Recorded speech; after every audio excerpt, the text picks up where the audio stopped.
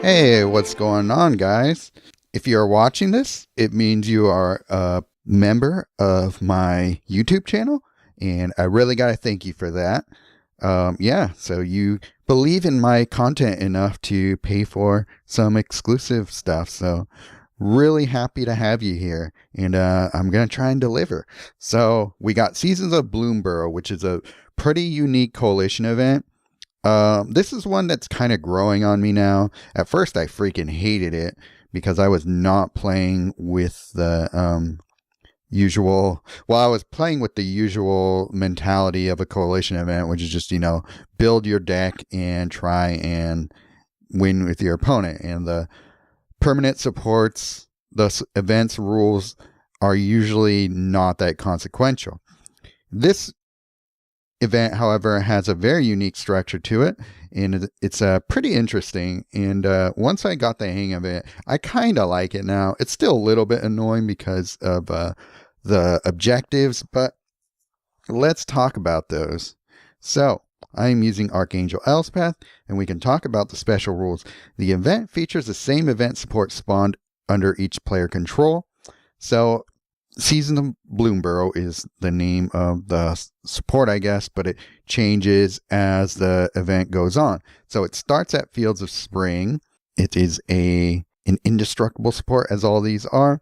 At the beginning of your turn, increase your positive mana bonuses by 3 until the end of your turn. And then at the end of your turn, increase its level by 1. Then if this card's level is 3 or more, destroy the support and create Fields of Summer token. So basically, you get 2 turns on your side until it flips to the next support. And the supports all have different things that they do. The positive mana bonus is cool, but your opponent gets them as well. It's not one that I paid that much attention to, but it is cool. The next one, Fields of Summer. At the beginning of your turn, all your creatures gain +3/+3 and trample. I didn't even realize that. I guess I just never really paid attention to it. At the end of your turn, increase its level by 1, yada yada. You get the deal. Basically, at the end of every turn, the level increases by 1. So by the end of your second turn with it, it should be flipping. So Fields of Autumn, this is where it starts to get a little trickier. At the beginning of your turn, draw 6 cards. At the end of your turn, increase its level by 1. This card's level is 3 or more, destroy support, and create the Fields of Winter token. Now, the Fields of Winter token is the one that trips up a lot of people, because what happens at Fields of Winter, return all creatures, vanguards, and non-land supports you control to your hand. And if there is no room in your hand, they get destroyed. Your colored mana bonuses become 0 until end of your turn. So you're pretty much starting flat there. At the end of your turn, increase its level by 1. This card's level is 3, so yada yada. Goes back to Fields of Spring, and we start the cycle over again. So basically, the way I play this event is I anticipate winter. And Fields of Spring and Summer, you can kind of just do what you need to do. Put a lot of damage down, or cast all your creatures, or whatever you need to do to get yourself in a good position. So Fields of Autumn, before it flips to winter, you want to save enough room in your hand so that all your creatures and your non-land supports go back into your hand. You don't lose them all. You do have to recast them, but if you have everything else set up, it shouldn't be that difficult. This actually helps you complete the objectives, which are actually not super easy to get, but they can be if you follow how you should play this. So basically, my rule of thumb is at the beginning of your second turn with Autumn on the board, clear up, take the 4 least important cards out of your hand, just exile them. And so that will bring back your 3 creatures. And if you have a support you're using, I'm using Assimilation Aegis, it will bring it back into play, or it will bring it back to your hand, and then you could just recast it, and you should be in a good position there. That's really the main thing of this event, just remembering to do that. If you do, Greg does not know how to deal with that, so it's pretty easy to kind of make it so that Greg gets most of the downsides of the winter token, and you can just kind of go about your business and do what you need to do to hit objectives and win. So that's really what I have to say about the event in that regard, and we'll look at the deck that I'm using for this event. Here we go. So I'm using Archangel Elspeth. You could use whatever white planeswalker that you like if you want to use this deck. I just like her mana gains. I think her abilities are pretty relevant for this event too. She can fetch a creature with her first ability. And if you're winning too fast, or you just got off to a really bad start and you're getting pummeled by their creatures, you can reset the board by using her third ability. Then it puts one of your creatures back on the board with some shield counters, which is also going to be pretty cool for you. But yeah, so here are the creatures I'm going with. I went Rabbit Tribal for this one. And the reason I went with rabbits, they're pretty weak on their own, but these all can grow to a good size. So it makes for an easy win once you've gone through the seasons one time. Once you've gone through a whole year, if you want to look at it in that way. All right, so we got Assimilation Aegis. We know what this card does, right? If you're even here as a member, you probably are a pretty dedicated player. So I hopefully don't have to explain a lot of these cards to you. We got Assimilation Aegis. Is just going to be a fantastic card for stopping any sort of ETB effects. Definitely helped with some of the battles I was up against. It definitely made things easier for me. So if you don't have Assimilation Aegis, hopefully you can get by with something like Suppression Bonds, Kidnap, even Possession Engine. But I just like that this stops enter the battlefield effects. And it's one of the few cards that are really reliable in that respect. We got Regal Bunnycorn, which doesn't look like much. It's a very cool card for this event though, because it costs 4 mana, so it's easy to cast. It's weak in the beginning, so you don't have to worry about winning too quickly with it at the onset. However, you do have to worry about it later on, because its power and toughness becomes X. X is the number of creatures you control, including their reinforcements. So this thing scales up quickly because its base power and toughness grows pretty quickly the more you reinforce all your creatures. And we're going to be reinforcing our creatures with Phineas, Ace Archer, which is a nice little card. It's got reach and vigilance, so it can block things and not die if it can't block it, which is going to be kind of relevant. When an opposing creature with flying attacks, deal X damage to that creature. X is this creature's power. That will help with something like a Rakdos gets into play, and you might be able to take it out before it gets a chance to do much. When this creature attacks, if you control another rabbit, reinforce each rabbit creature you control, then draw a card. The drawing card can get a little tricky because you might accidentally put a card into your hand and it doesn't leave you enough room to put everything back into your hand when winter hits. So you do kind of have to be mindful of that. If you can leave 4 slots in your hand when it flips to winter, then I think you'll be all right. If you lose 1 creature, whatever, that's not the end of the world. But yeah, this card in the end really synergizes well with the Regal Bunnycorn, and you'll be hitting with a 30 to 40 power Regal Bunnycorn by the end of the match. And then Valley Quest Caller. At the beginning of your turn, rabbit, bird, and mouse creatures you control get +1/+1. It's a permanent buff, so that helps with Phineas. When a rabbit, bird, or mouse creature enters the battlefield for the first time to your turn, draw a card. So this just kind of helps a little bit to get more of your creatures into your hand and then hopefully into play. It's not a super crucial card to use. I just like it because it's a cheap card. It helps with objectives, and it's not going to win the game too quickly for you. 2 very relevant cards in this deck are Swarmyard and 3 Tree City, because they are lands.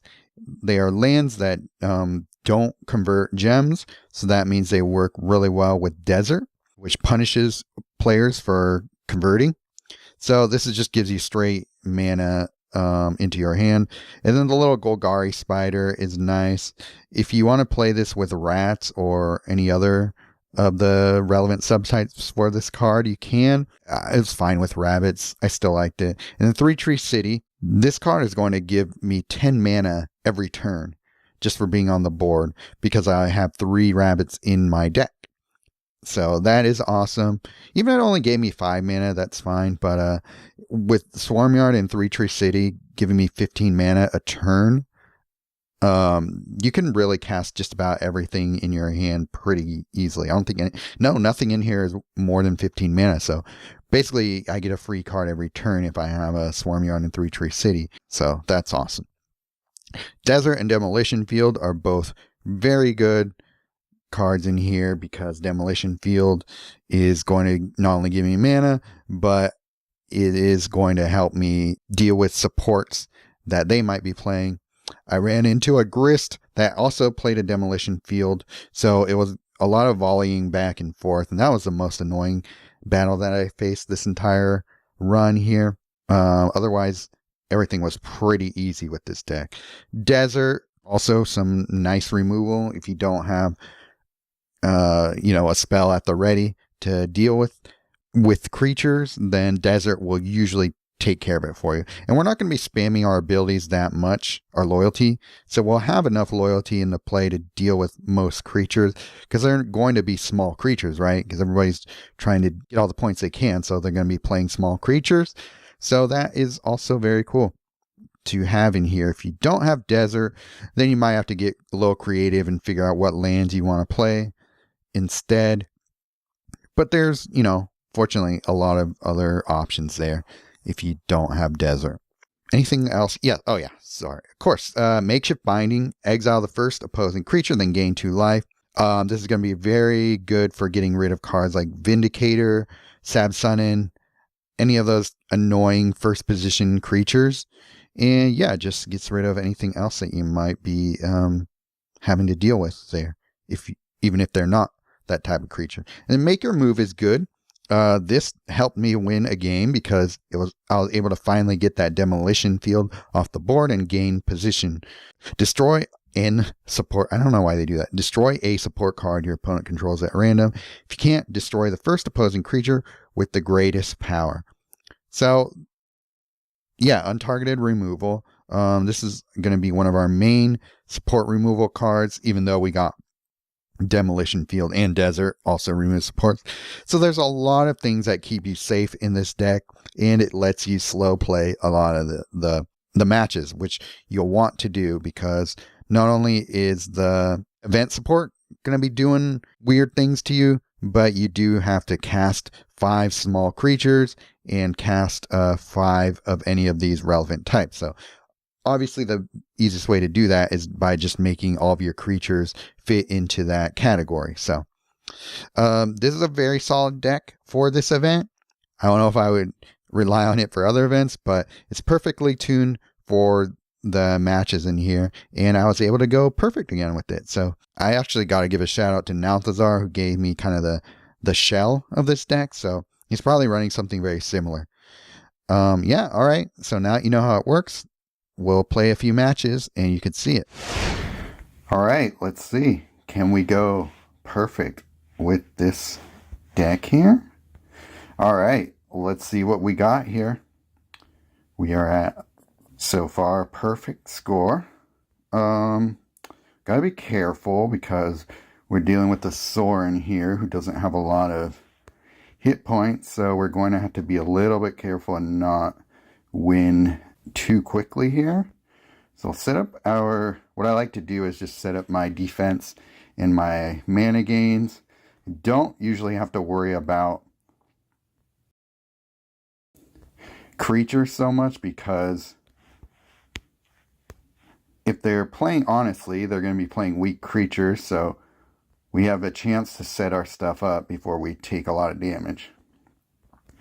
And yeah, so far it looks like they're just playing kind of a standard deck here. We are at summer. If you want to check what season you're in, just look at the permanent support, Fields of Summer.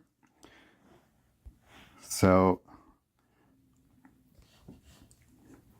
we're all right, but we haven't drawn our creatures yet.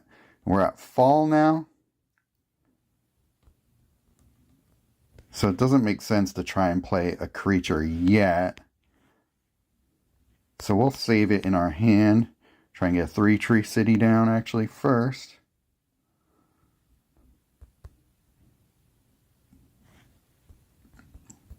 That didn't really matter. I didn't really need to do that. So we'll save the bunny corn and the quest caller until we get some more creatures into our hand. Okay, it put our Aegis back on the board, but we can start playing creatures now. Oh, interesting. A PM2 creature. Not sure why they're playing that guy, but alright. Okay, we'll save our loyalty. Okay, we get a quest caller. Okay, so we're at 2 creatures casted. We can use our loyalty to try and put more creatures into our hand now. Okay, we get Valley Quest Caller and Quest Caller. Okay, so we will be, after this, we'll be at 4 creatures. Alright. We're at Spring. Desert takes care of those.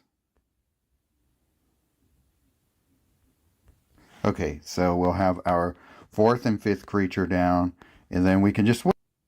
And that's when Bunny Corn really shines. This little guy actually will become our win con. It's like, what? How is that thing a win con? Well, we'll see it grow. Especially if we get Phineas down. Okay, oh sweet. Fully charged Phineas. Put that down instead of the bug. And yeah, we should be good to go. And we're at summer, so we don't have to worry about losing these creatures. And then this next turn we should win. And just to make sure,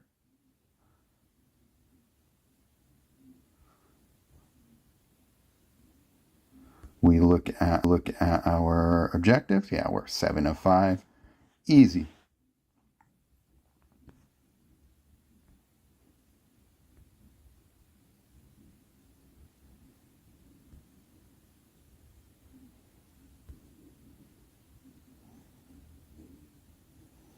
There you go. That was a pretty easy battle, though. I've only had one somewhat difficult, somewhat annoying deck against a Grist, but they were playing honest, so as long as your opponent is playing correctly, trying to go for objectives, you should be alright with this deck. Okay, so we got Marcus, score 73, a Grist, which is always kind of difficult, but he's only a level 55, so he might be a noob. Who are we up against here? Let's take a look at their... Okay, yeah, they just recently tiered up. Well, we'll see. They're a level 55, so that's gonna be something weird. We'll see how it goes. So they still have 129 hit points, so we can still do alright there. I think I'm alright with putting the quest caller down. Actually, I'm gonna save these and just put them down later. I don't know what I'm up against here, so I don't know what I should be trying to do. Get some loyalty.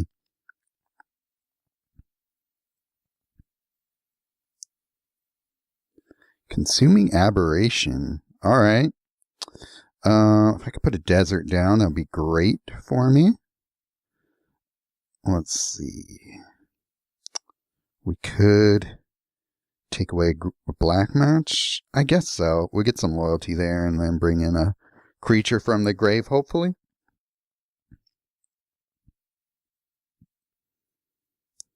Vetted Imp. Interesting. Alright, well, we're in summer. I'll put a bunny corn down. If it dies, I'll just bring it back with this first ability. But I also kind of want to save loyalty for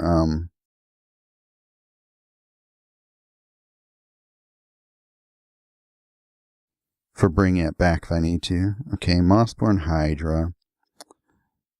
So it's going to flip to winter in a sec here. So I'm going to save room in my hand for Aegis, which won't be able to stay on the board when winter comes. So we're not going to worry about that. We'll cast it afterwards.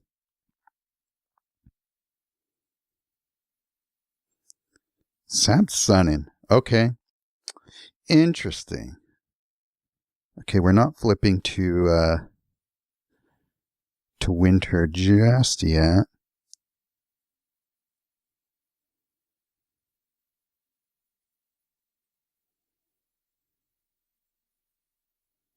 Put that back. Get a bunny corn down. Alright, comes back to our hand. So now we have our 3 creatures that we can put on the board and then just go ahead and try and win. So we're good there. Got a bunch of loyalty still, so desert will still be pretty effective. That Sabsunin is going to be annoying. Hopefully we can exile it. Alright, makeshift binding. Let's see if we can exile it at least.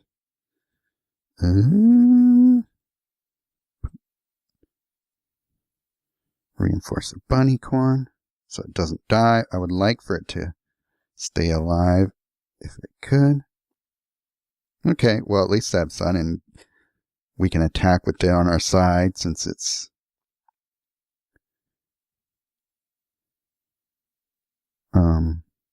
since we got our Aegis down. Oh, nice.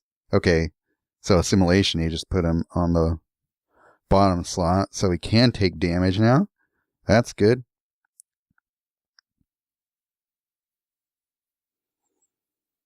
And 3 Tree City, getting us nice mana gains.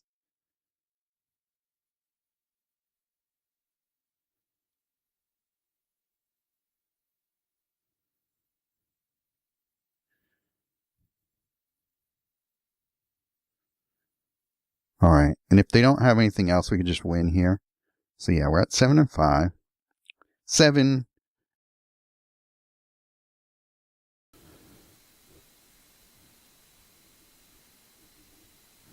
Two over the amount that we needed. Okay, I'm not worried about any of these creatures. Yeah, and plus we won here, so we can just attack. The Sabsunin would have been annoying, but yeah. Aegis doing Aegis things. I don't have trample to deal with Sabsunin if I needed to, but yeah. Easy match. It's only level 55. Just too bad for them. Hopefully that must be why they had not that great of a score yet. But yeah, there we go. Perfect run in a row. Number 7. We did it, y'all. Alright, so there you have it. Here is Archangel Elspeth's stats, if you don't remember. She's pretty solid. I think I like her even more now than I did when I first reviewed her. We've got a lot of cards that really help her out now. And yeah, if you're just kind of bored of playing like a Johnny or something like that, and you don't have her yet, I would recommend her. I would definitely give her probably like a solid A+ rating at this point. One of the better monocolor walkers in Standard right now. And just a few words about the event. It can be a pretty cool event. I think it's got an interesting idea. And yeah, if you ignore the objectives, it's actually worse for you. So I appreciate the design involved in this event in that regard, because it discourages people from playing just, you know, the fastest decks they can just to win. Well, I don't know, maybe you'll run into that here and there, but yeah, if you ignore the objectives in this event, it's kind of at your own peril. So hopefully, even if you're not able to completely build this same deck, this will give you some pointers at least, and things to think about for when you go for your own perfect run in this event. So yeah, glad you guys were here to watch it, and thanks for supporting me. I'll see you in the next one.